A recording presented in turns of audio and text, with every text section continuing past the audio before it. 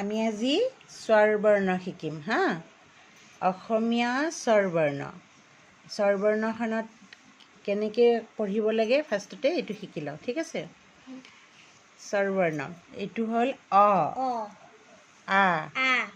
হস্যাই দীৰ্ঘাই হস্যৌ দীৰ্ঘৌ ৰি এ ঐ উ ঔ অ আ হস্যাই দীৰ্ঘাই হস্যৌ দীৰ্ঘৌ ৰি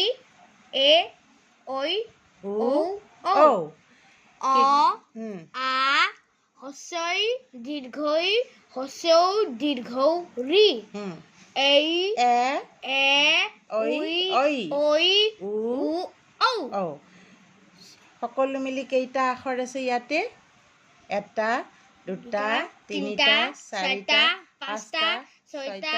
সাতটা আঠটা 9 10 11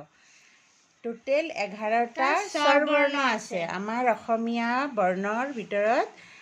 গোটেই টোটেল 11টা স্বৰবৰ্ণ আছে আৰু ক ফলা বৰ্ণমালা দুখন স্বৰবৰ্ণ আৰু ব্যঞ্জন বৰ্ণ